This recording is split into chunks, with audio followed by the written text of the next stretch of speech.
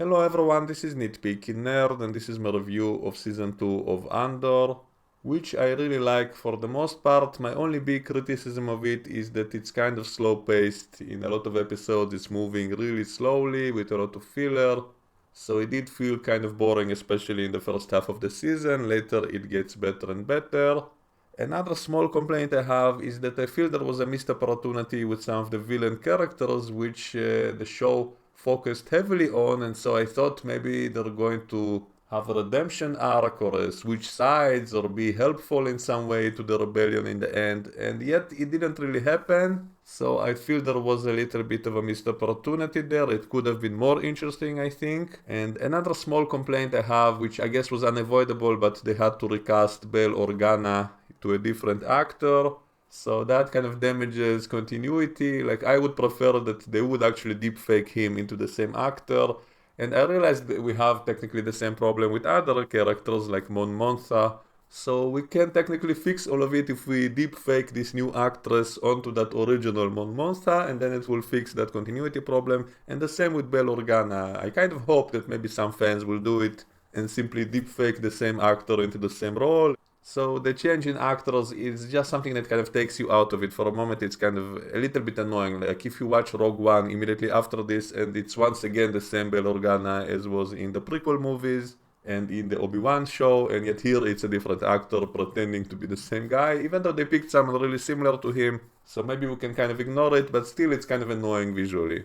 Other than that, the continuity is pretty perfect. The end of season 2 of Andor ties directly into Rogue One, and I did actually watch Rogue One immediately after finishing the show, and this show does improve Rogue One a lot, which is what a good prequel should do. Like this time I watched Rogue One and I knew some of the characters, I knew some of the situations that the show explored more deeply, and so I cared a lot more at what was going on in Rogue One compared to the first time I watched it when we barely knew any of the characters, and that was one of my complaints about that movie, that there are so many characters that we don't really get to know and are supposed to care about, and Andor made that movie a lot better now. So that's something they did really well, and also they took care to fit it with continuity with the other Star Wars shows, and it's one of the problems now that there are so many Star Wars shows and cartoons taking place at the same timeline chronologically and stuff like that, so it can create a lot of confusion. And there was an episode when they were rescuing Mon Mothma from the Senate after she gave a speech against the Emperor and then had to escape.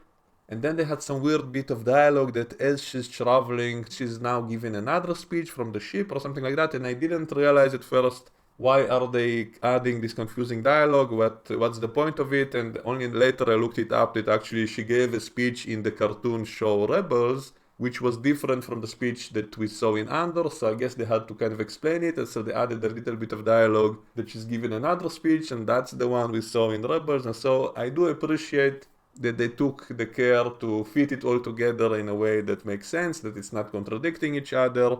So in the end of the day, continuity is pretty well done, and even visually, the way everything looks, it kind of fits with the older Star Wars movies, like A New Hope. So if we now watch it all together, it will all fit with each other visually, even though I have a slight problem with the fact that if there's supposed to be some kind of advanced space civilization with starships and droids and all that advanced stuff, and yet their daily lives seems to lack any advanced technology. Like it looks like today, even worse than today in some cases. And in some places they kind of try to explain it, like the radios they use seem kind of old, but there was a line somewhere that they're deliberately using older technology so that the Empire won't detect them, and so excuses like that do make it better, but still it felt in a lot of places like things are way too primitive. And maybe some of it can also be explained with the galaxy being so poor now, because presumably the Empire is taxing the hell out of everyone to build their giant projects like the Death Star, and so it probably requires the Empire to really tax the population, and so maybe that's why everyone basically lives in poverty, and that's why everything looks so primitive compared to being a space civilization, and yet they're cooking food in pots on fire and stuff like that, so it's kind of strange, but again, because they're in hiding and maybe they're trying not to be detected, so they're deliberately using more primitive technologies. So I guess we can come up with excuses, but even when we see places on Coruscant, on the capital of the Empire, things still look kind of primitive. And there were also a couple of episodes taking place on a planet which they say is a rich planet, and they kind of deliberately designed it to look like France when it was occupied by the Nazis, and even the language of the people there sounded kind of like French. At first, I thought they were actually talking French, and I kind of rolled my eyes because it made the whole thing kind of too much on the nose. You know, this show from the beginning tried to kind of be similar to the partisans fighting the Nazis and stuff like that, and here we basically see the French resistance fighting against Nazi occupation, and they made the empire look really like Nazis with the way they show the uniforms and the boots and all of that kind of stuff. And now we see basically the French resistance dressed like the French people of that time period, and they even speak a language which sounds really similar to French. And so at that point I was kind of rolling my eyes because I thought it was kind of too much and the way everything looks so primitive. So at some points it kind of annoyed me a little bit because I thought it's okay to have parallels and similarities, but I think it should be more subtle, and if it's a science fiction setting, it would be more interesting if there were actually aliens, maybe, or something alien or exotic about it. But they made it all so similar to real history on Earth. I would prefer it if they leaned more on the science fiction element, like if these people were actually more exotic aliens and not exactly like humans, or if they had something unique or interesting on their planet that we can actually see, not just, you know, they did spend a lot of time on the sets, and the architecture and all of that was really well done, but still it looks like Earth of the past. It's not really a science fiction setting, so I realize there are budget restraints and stuff like that. We cannot get everything we would wish for, but I do have to mention it because it was something that was annoying me.